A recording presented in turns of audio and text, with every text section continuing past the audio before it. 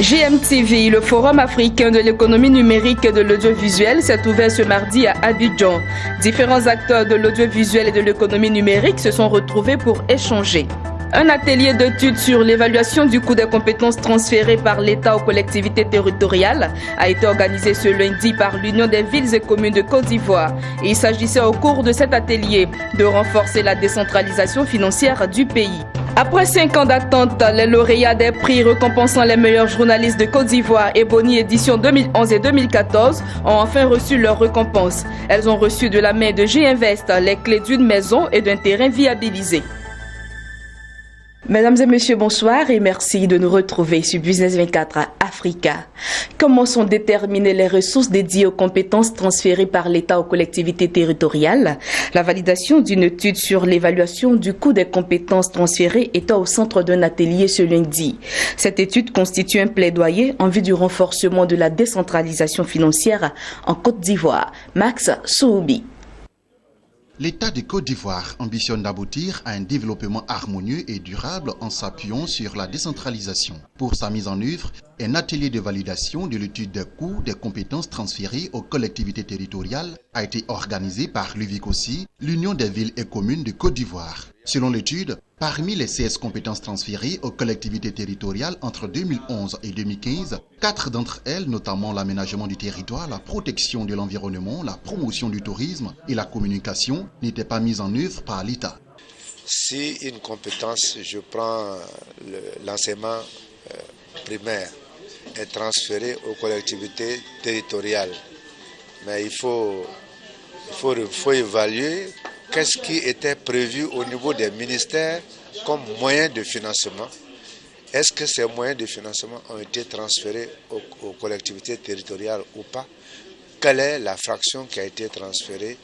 Et cela permet effectivement de mener un débat constructif pour faire avancer la décentralisation. L'étude prévoit que de 2016 à 2020, les ressources dédiées aux compétences transférées sont de 1,964 milliards de francs CFA, soit une moyenne de 392,9 milliards de francs CFA. Cela a raison d'une moyenne de 62,2 milliards de francs CFA gérés par les collectivités territoriales et les districts autonomes contre 325,7 milliards de francs CFA gérés par les ministères sectoriels. Les résultats de cette analyse serviront de base scientifique pour le plaidoyer qui vise à demander l'accroissement des ressources effectivement attribuées aux collectivités territoriales et aux districts autonomes. Cela permettra de réduire progressivement la part gérée par les ministères sectoriels. Le rapport d'étude dit actuellement que environ la moitié des ressources qui devaient être gérées par les collectivités locales le sont par des ministères sectoriels sur des choses qui sont déjà transférées aux collectivités territoriales.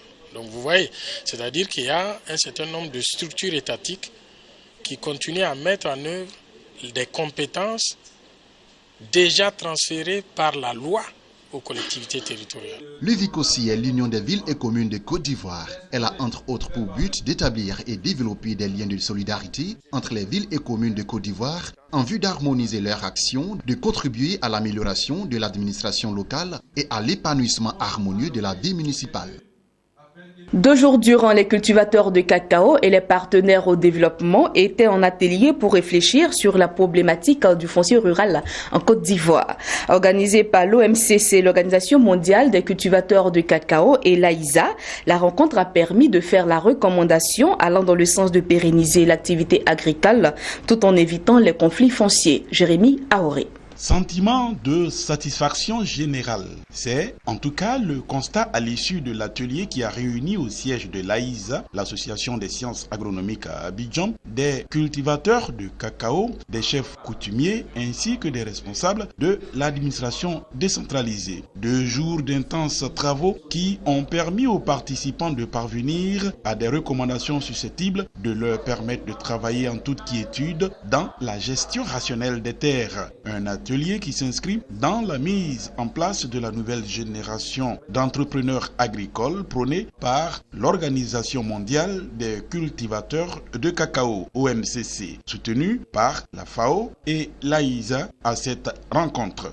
Nous espérons que tous les outils qui ont été développés et mis à leur disposition sont un ensemble de moyens à promouvoir dans les terroirs, dans les bases, afin de s'approprier davantage et diffuser tous les outils, toutes les informations qui ont été enseignées ici, communiquées ici, pour ramener la cohésion dans les différents terroirs, dans les différentes zones de production, renforcer la collaboration, la cohabitation pacifique dans les activités, parce que s'il n'y a pas de paix, s'il n'y a pas de collaboration, naturellement, on ne peut pas développer l'économie. Tout comme la FAO, l'AISA s'est investie pleinement dans le cadre du renforcement des capacités des agriculteurs venus de toutes les contrées.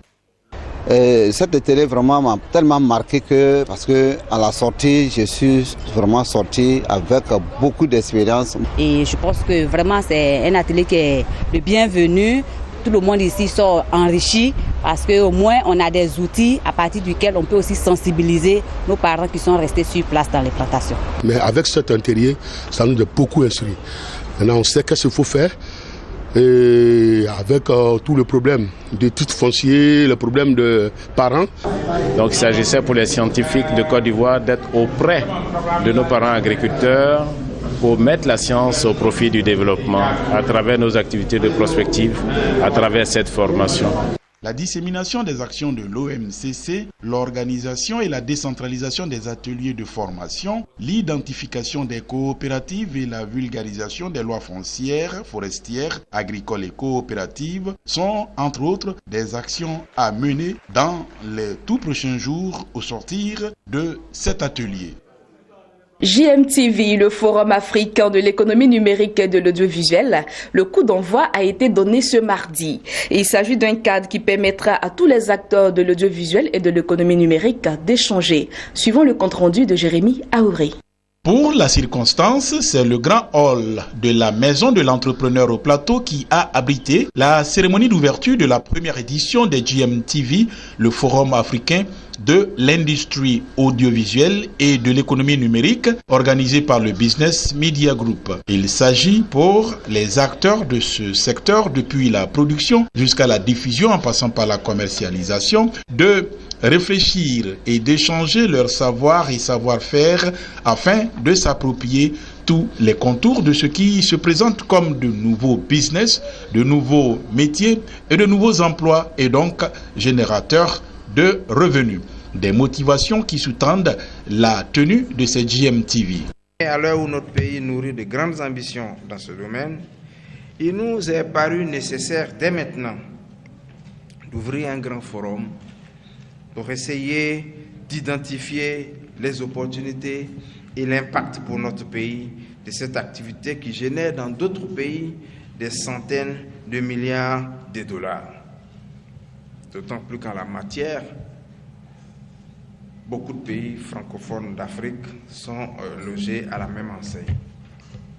Donc l'objectif de ce forum est de réunir chaque année, nous en sommes certes à la première édition, mais notre objectif est de réunir chaque année les acteurs et spécialistes de l'économie numérique et de l'industrie audiovisuelle, c'est-à-dire les experts, les concepteurs d'applications, les producteurs, les distributeurs et diffuseurs de contenus, les bouquets multiplex de télévision, les chaînes de télévision elles-mêmes, autour de conférences, de panels et de rencontres professionnelles pour promouvoir les nouveaux métiers, promouvoir les nouveaux business et examiner au passage les nouveaux défis que nous devons relever. En attendant la libéralisation de l'audiovisuel en Côte d'Ivoire, les populations ont encore une vue assez vague de tout ce qui entoure cette industrie plus ou moins nouvelle et pourvoyeuse d'emplois.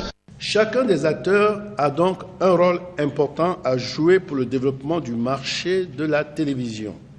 Le gouvernement pour définir la politique et la réglementation et veiller au développement du marché. La ACA pour assurer la régulation du marché de l'audiovisuel. J'ajouterai des acteurs comme l'IGF, l'ARTCI pour contribuer les uns à l'homologation des équipements récepteurs TNT qui peuvent être connectés au réseau de télécommunications, les opérateurs fournisseurs pour la diffusion, l'édition des programmes, la distribution des chaînes payantes, etc. nous pouvons affirmer que le gouvernement est disposé à faire de la migration vers la télévision numérique terrestre une réussite en Côte d'Ivoire au triple plan, dirions-nous, économique, technique, juridique. C'est donc un grand plaisir pour nous de partager cette édition de JMTV qui, en quelque sorte, se donne pour ambition de situer, comme je l'ai dit en introduction, le champ de l'industrie de l'audiovisuel à l'heure du numérique. Suite à la cérémonie d'ouverture, la première conférence de ce forum a été dite par Serge Témélé, directeur associé de Ernst & Young Côte d'Ivoire, sur le thème Panorama de la valeur économique des industries culturelles et créatives, ICC. Elle représente un chiffre d'affaires de 2250 milliards de dollars en 2013, ce qui est conséquent, et que plus de 30 millions de personnes sur la planète sont dédiées à ces industries-là, premièrement. Deuxièmement, ces industries sont reparties, on va dire, équitablement sur la planète, et que les critères de pays développés, pays non développés ou pays en voie de développement ne sont pas très significatifs quand il s'agit de regarder ce type d'industrie. Alors de quoi il s'agit ? Il s'agit bien évidemment en premier lieu de la radio, de la télévision, mais également des arts du spectacle, des arts du vivant, des arts graphiques, des arts visuels, les jeux vidéo, tout ce qui procède de la création. Le cinéma, qui occupe pratiquement la deuxième ou la première place en fonction du pays dans ces industries.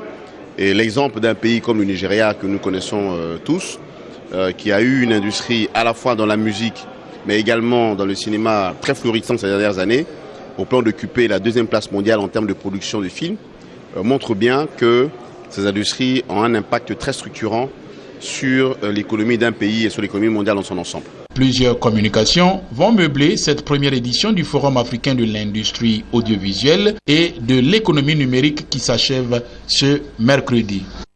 Les lauréats des prix récompensant les meilleurs journalistes de Côte d'Ivoire Ebony 2011 et 2014 ont enfin reçu leur récompense. Il s'agit des clés d'une maison et d'un terrain viabilisé. Cet acte a pu se concrétiser grâce au partenariat entre la société J-Invest Corporate et l'Union nationale des journalistes de Côte d'Ivoire, l'UNJCI. Marie-Josée Kwasi. Les lauréats des prix récompensant les meilleurs journalistes de Côte d'Ivoire, Ebony édition 2011-2014, ont enfin reçu leur récompense. Une villa de 4 pièces d'une valeur de 30 millions de francs CFA pour Irène Kwasi Bat, Super Ebony 2011, et un terrain viabilisé de 300 mètres carrés, estimé à 10 millions de francs CFA, pour Setou Banoro, Super Ebony 2014, ont été remis par le directeur général de J-Invest Corporate. Ce sont des bénéficiaires émus qui ont témoigné leur reconnaissance aux donateurs. J'ai un sentiment de joie. La joie parce que la maison a été promise depuis 2011 et c'est seulement en 2016 que, grâce au promoteur J-Invest, j'ai pu obtenir les clés, recevoir les clés de cette maison-là. Je voudrais donc saisir l'occasion que vous m'offrez maintenant pour dire merci au promoteur J-Invest. Parce qu'avoir une maison, c'est une retraite assurée. Je voudrais dire simplement merci à J-Invest qui m'a offert un terrain viabilisé pour Ebony 2014. Ces promesses ont pu se concrétiser grâce au partenariat entre l'Union nationale des journalistes de Côte d'Ivoire, UNJCI, et la société immobilière J-Invest Corporate. Maintenant, de cela 3 ans que nous sommes en partenariat avec l'UNJCI. Chaque année, nous faisons l'effort d'honorer nos engagements, de respecter nos engagements. Et en retour, l'UNJCI nous le rend très bien. Et nous sommes très heureux de ce partenariat. C'est un partenariat qui va durer longtemps, j'espère. Chaque année, nous ferons l'effort d'accompagner l'UNJCI. Cette année encore, nous serons à Yamoussoukro le 10 décembre pour accompagner l'UNJCI. J-Invest Corporate est un aménageur foncier et promoteur immobilier agréé. Il a à son actif plusieurs réalisations, notamment à Abidjan et à Yamoussoukro. J-Invest Corporate compte renouveler son partenariat avec l'Union nationale des journalistes de Côte d'Ivoire, UNJCI, à travers l'édition 2016 des Ebony, prévue pour le 10 décembre prochain à Yamoussoukro. Rendons-nous cette fois dans l'ouest de la Côte d'Ivoire, plus précisément à Diokwe, où les travailleurs des structures d'encadrement et de réinsertion des ex-combattants de cette zone ont manifesté ce lundi devant la préfecture de Diokwe. Mécontents, ces derniers réclamaient 11 mois de salaire impayés. Apaisé par le préfet, le calme est revenu dans la ville avec la promesse de tout mettre en œuvre pour trouver une solution à la situation d'encadrement de ces ex-combattants. Le reportage de Théodore Kanga, commenté par Lawani Babatunde. Dans le calme et la discipline, ils battent le pavé de la ville de Diokwe pour réclamer 11 à 21 mois d'arriérés de salaire. Les structures d'encadrement des ex-combattants des zones ouest ne sont pas du tout contents du responsable de la cellule de coordination de suivi de réinsertion CCSR. Ces structures d'encadrement reprochent à ce dernier d'avoir bloqué le paiement de leurs factures sous prétexte que des irrégularités portait sur la signature des documents constitutifs du dossier physique du bénéficiaire d'une part et d'autre part l'impossibilité à joindre au téléphone un bénéficiaire censé avoir été suivi par l'équipe de structure d'encadrement plusieurs mois après leur réinsertion. Ces agents des structures d'encadrement, appuyés par les ex-combattants qui ont fini leur formation depuis 3 ans, attendent de percevoir 800 000 francs CFA représentant leur filet de sécurité.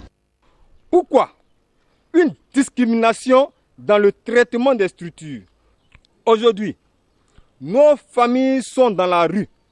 Nos enfants attendent d'aller à l'école. Nos parents se meurent de faute d'assistance. En foi sous le poids des dettes. Nous avons longuement travaillé. Demandons enfin le règlement dans les meilleurs délais des factures cumulées, des prestations et des employeurs, conformément aux résultats des évaluations réalisées. En recevant leur motion de protestation, Kwame Yao, secrétaire général 2 de la préfecture de Diokwe, représentant le préfet de région du Gumon, a salué cette démarche qui, selon lui, exclut la violence, avant de dire qu'il transmettra le courrier à sa hiérarchie. Lesquels ne sont pas seulement des faits qui sont reprochés à la région de Diokwe, mais vous avez dit que c'est une affaire nationale, que ce n'est pas Diokwe seulement qui est concerné. Alors, je vous avais dit qu'en la matière, il y a des voies indiquées pour vous faire entendre. Et je crois que vous avez suivi cette voie et que ce que vous nous présentez aujourd'hui, c'est pour un peu rendre compte à monsieur le préfet de vos mécontentements. Il faut noter que c'est dans le cadre de la mise en œuvre du programme de démobilisation et de réinsertion des ex-combattants, l'ADDR, qu'a été recruté par avis à manifestation d'intérêt des structures d'encadrement de proximité en vue d'assurer le suivi et le conseil assistance des bénéficiaires du dit programme dans la réalisation de leurs projets de réinsertion. Ainsi, ces structures ont bénéficié de plusieurs contrats de prestation, tant de ses partenaires techniques, le GIZ, le PNUD, l'UNOPS, etc., que de l'ADDR elle-même. Terminons avec cette information. La Banque centrale égyptienne et la Banque populaire de Chine ont signé pour le compte de leurs pays respectifs un accord bilatéral d'échange de devises valable pour une période de 3 ans. Cet accord, qui porte sur un montant de 2,62 milliards de dollars, intervient après celui signé par le Nigeria et le Maroc cette année. Ce partenariat devrait faciliter le commerce entre les deux pays. Voilà, c'est la fin de cette édition. Merci de votre fidélité et l'information continue sur Business 24 Africa.